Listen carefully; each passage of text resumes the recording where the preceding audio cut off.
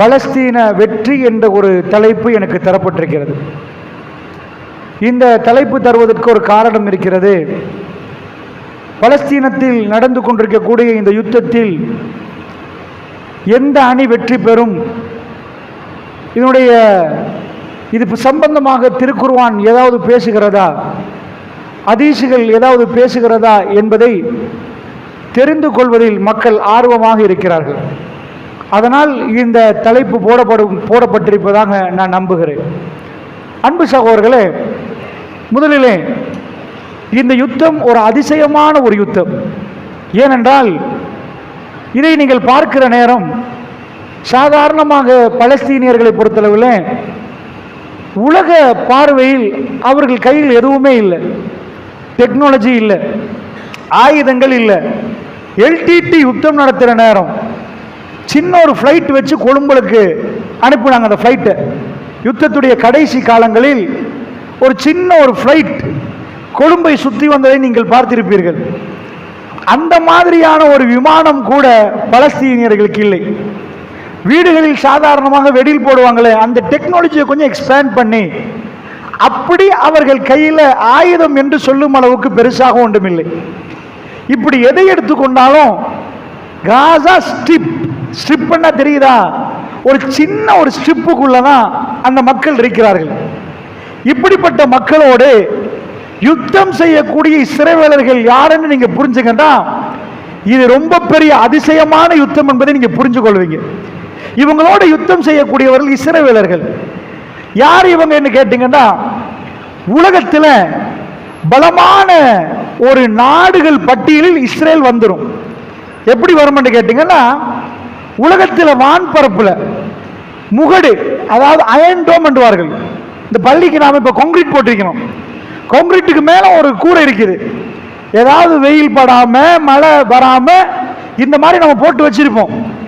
இத மாதிரி இஸ்ரேல் முதல் தடவையாக தன்னுடைய வான்பரப்புக்கு இரும்பால ஒரு முகடு போட்டாங்க. அயன் டோம்ன்றதுதான். அது என்ன இரும்பால போறதுன்னா, ஏஐ டெக்னாலஜி, ஆர்டிபிஷியல் இன்டெலிஜென்ஸ், இந்த ரோபோஸ் போட்டு அவங்க வான்பரப்புக்கு ஏதாவது மிசைல் வந்தா அதை துரத்தி காந்தத்தை பொறுத்தல துரத்தும். அந்த மாதிரி ஒரு டெக்னாலஜியை போட்டு விரட்டி அந்த மிசைல சுக்குநூறு ஆக்கக்கூடிய ஒரு டெக்னாலஜியை கண்டுபிடிச்சாங்க.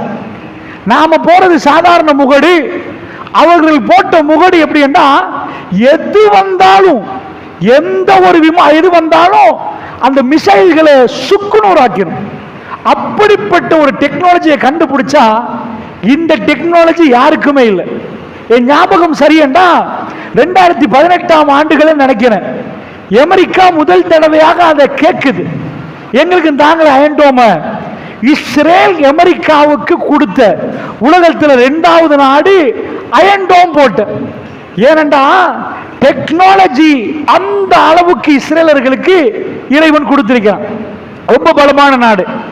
இப்ப இவங்க யாருன்னு கேட்டீங்கன்னா, பக்கத்துல பலஸ்தீனோட ஒரு பெரிய யானையோட எலி சண்டை பிடிச்சா எப்படி இருக்கும், அந்த மாதிரி உங்க ஊர்ல ஒரு பாடி பில்டர் இருக்கிறான்னு வைங்க, அவர் ஒரு பொம்பளையோட, சின்ன ஒரு பொம்பளை பிள்ளையோட சண்டை பிடிச்சா இவ்வளவு கேவலமா இருக்கும். அது ஒரு நாள் ஏதாவது தட்டிட்டு போனா பரவாயில்ல, 100 நாள் 200 நாள் அதோட சண்டை பிடிச்சா பச்சை கேவலம்.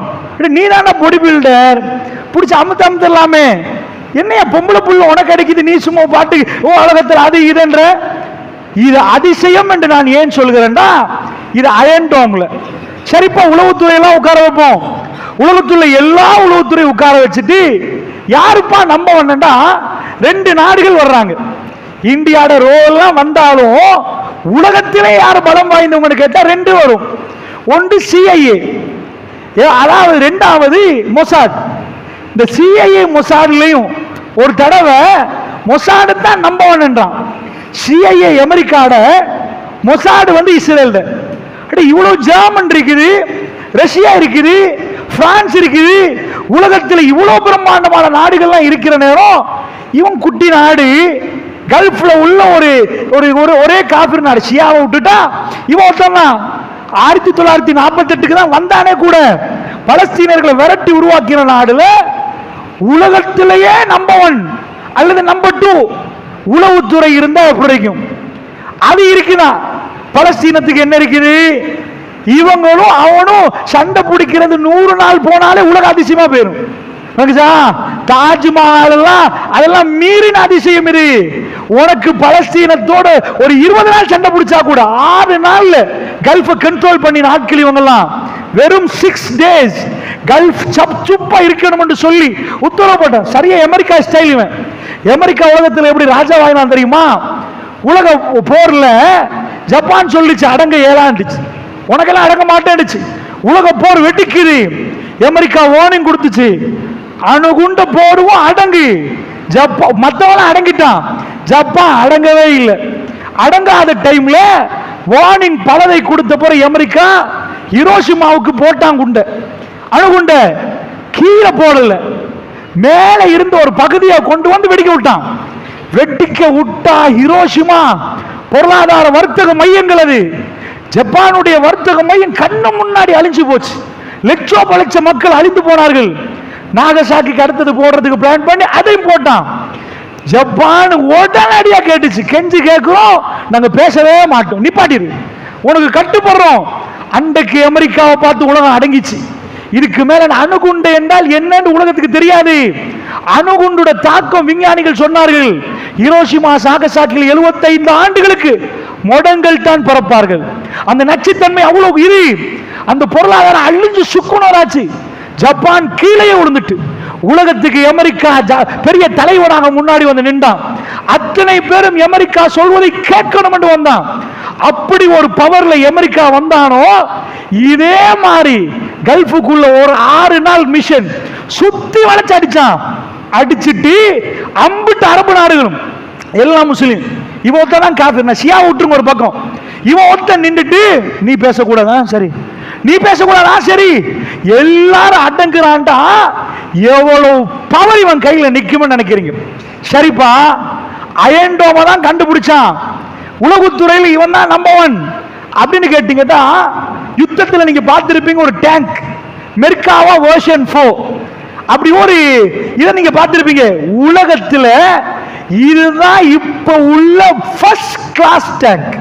உலகத்தில் போர் செய்யறதுலயே மெர்காவா வெர்ஷன் 4, இவங்க வெர்ஷன் 4 அறிமுகப்படுத்தி அடிக்கிறாங்க. இதுதான் உலகத்துள்ள பலம் வாய்ந்த கீழே, அதாவது டேங்க்ல பலம் வாய்ந்தது. இதோட முடிஞ்சான்னு கேட்டீங்கன்னா, இப்ப உங்களுக்கு வழங்கும் பாடி பில்டரும் பொம்பளை புள்ள கூட இல்ல, சின்ன கை குழந்தை போல வழங்குது. பலஸ்தீனத்துக்கு அயன்டோம் இல்ல, விமானம் இல்ல, வேற எதுவும் இல்ல, அவங்களுக்கு ஒண்ணுமே இல்லாத டைம்ல வீடுக்குள்ள உள்ள அந்த அவங்க செய்யற ஏதோ ஒன்றுல அவங்க சண்டை பிடிச்சிட்டு போறாங்க.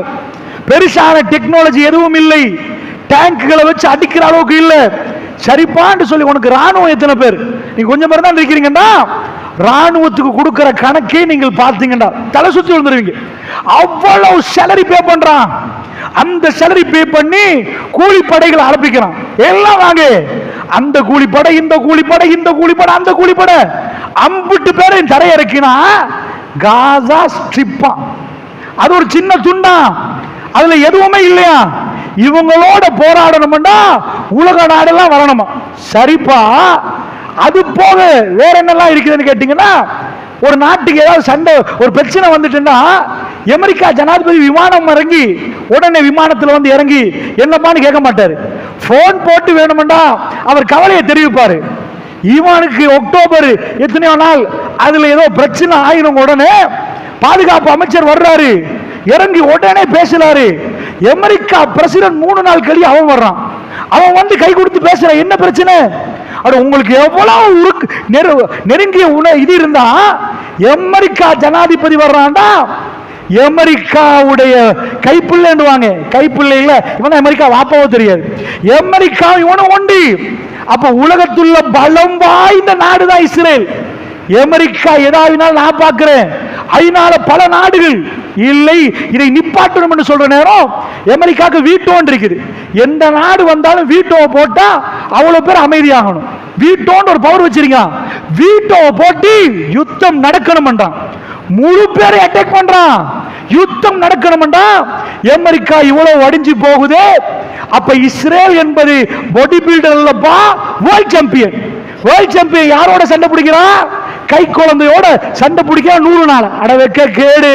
ஒரு ஆம்பளை பொம்பளையோட சண்டை பிடிச்சாலே தலை குஞ்சிட்டு போயிடும். இவன் ஆம்பளையா இவன்? அந்த பொம்பளையோட போறான். இஸ்ரேலுக்கு அல்லாஹ் கொடுத்தது இவனால் அடங்க மாட்டோன்றாங்க. எங்க மண்ணை விட்டு நாங்க போக மாட்டோம்ன்றாங்க. நாங்க அது பண்ணுவோம், இது பண்ணுவோம், இப்படி போடுவோம், ரஃபாவை பூட்டுவோம், அதை பூட்டுவோம், எதுவும் பண்ணு, எதையும் செய்யி, எங்க மண்ணில் நாங்க போக மாட்டோம்டா. நான் கேட்கிற இது அதிசயமா இல்லையா? நான் கேட்கிற கேள்வி, அட ஒரு போடு அழிக்க வேண்டியதானே நீங்க? அல் ஜசீரா பேண்ட், நீ வந்து வீடியோ எல்லாம் எடுக்கிற, உலகத்துக்கு உண்மை தெரிஞ்சிடும், நீ வராதன்னு அனுப்பிட்டான். எல்லா பவரும் யூஸ் பண்றான். சரி, இதை நடத்திட்டு போற நேரம் பணம் தேவைப்படும். பணம் கொடுக்கிறது யாருண்டா? உலகத்துல நம்பர் 1 ராஜா அமெரிக்கா. உனக்கு எவ்வளவு வேணும்? நான் தர்றேன்யா. பாஸ் பண்ணி செனட் சபையில பில்லியன் டாலர்ஸ் இறக்குறான் வேண்டிய அளவுக்கு. அடுத்தது இஸ்ரேல் யாருன்னு கேட்டீங்கன்னா, வேர்ல்டுல டாப் கிளாஸ் பிசினஸ்மேன் அவங்க யகூதிகள் தான். யகூதிகள் ரொம்ப கம்மி, 1.5 கோடி மக்கள் தான் யகூதிகள். முஸ்லிம்கள் 150 கோடி மக்களுக்கு மேல. யகூதிகள் 1.5 கோடியில அவங்க இஸ்ரேல்ல, இஸ்பஹான்ல, அமெரிக்கான்னு பிரிஞ்சிருக்கிறாங்க. அமெரிக்காவுடைய ஜனாதிபதி என்ன பேசணும் என்று தீர்மானிக்கிறது யகூதிகள். நீங்க பார்த்திருப்பீங்க, அதை டீட்டெயிலா சொல்றதுக்குரிய நேரம் இல்லை. அதாவது யகூதிகள் கையில அவ்வளவு பெரிய சொத்து இருக்கு. அவங்க தான் இந்த பிராண்ட்ஸ் எல்லாமே அவங்க கையில தான் இருக்குது. நீங்க வேர்ல்ட்ல எல்லாம் பெரிய பெரிய பிராண்டா பாப்பீங்களோ அவ்வளவு அவங்க கையில தான் இருக்குது. சோ அவங்கள்ட்ட எல்லாத்தாலையும் பணம் போகும். நீங்க யகூதிகள், அதாவது யகூதிகள் கம்பெனிக்கு போய் நீங்க சாப்பிட்டு இருப்பீங்க. அந்த அளவுக்கு டெக்னாலஜில பிராண்ட் நேம்ல அவங்க பேர் இருக்குது. அப்ப எல்லாத்திலையும் பணம் குமியுது. பணத்தில் அவர்கள் தான் பண முதலைகள். فالموريات قدحا فالمغيرات صبحا فأثرن به نقعا فوسطن به جمعا. அமெரிக்கால நான் கேட்கிறேன், டொனால்ட் ட்ரம்ப் ஜனாதிபதி இருந்தானா? இப்ப ஜோ பைடன் தான் வந்து போறான். ஏதோ அவனுக்கும் இவனுக்கு ஏதோ கொஞ்சம் இது போல நெட்டன்யாவுக்கும் ஏதாவது சம்பந்தம் இருக்கு நினைச்சா, அடே கிறிஸ்டியனுக்கும் யூதனுக்கு என்னப்பா? டொனால்ட் ட்ரம்ப் இறங்கி வந்து மஸ்ஜிதுல் அக்ஸால பைத்துல் மக்தஸ்ல இருக்கு ஒரு செவரு, அது புனிதமான செவரை நினைப்பாங்க. யகூதிகள் போய் தலைய வைப்பாங்க. இவன் டொனால்ட் ட்ரம்ப் போய் தலைய வைக்கிறான். அட உனக்கு, நீ கிறிஸ்டியன், உனக்கு இதுக்கு என்ன சம்பந்தம்னு கேட்டீங்கன்னா, உலக அரசியல் கதாநாயகர்கள் இஸ்ரேலுக்கு தான் இறங்குவார்கள். அங்க வந்து மத ஆலயத்துக்கு போய் அவர்கள் சொன்னால் தலையை வை என்று இவர்கள் வைப்பார்கள். உலகத்துக்கு ஜனாதிபதி அமெரிக்காவா இருந்தாலும் இஸ்ரேல் சொல்ல பேச்சை தட்டக்கூடாது என்று இருந்தா இது என்னமோ ஒரு விஷயம் இருக்கிறது. ஏனென்றால் அவர்களுடைய பொருளாதாரம், பண பலம் அமெரிக்காவே பயந்து அவர்களை நிப்பாட்டி வைத்திருக்கிறது. அமெரிக்காவுடைய பெரும் பெரும் டவுன்களில், வாஷிங்டன்ல இருந்து நியூயார்க் வரைக்கும் மிக பிரம்மாண்டமான மாடி கட்டிடங்கள் யகூதிகளுக்கு சொந்தமானது. அமெரிக்காவுடைய எக்கானமி யகூதிகளால் ரன் ஆகுது.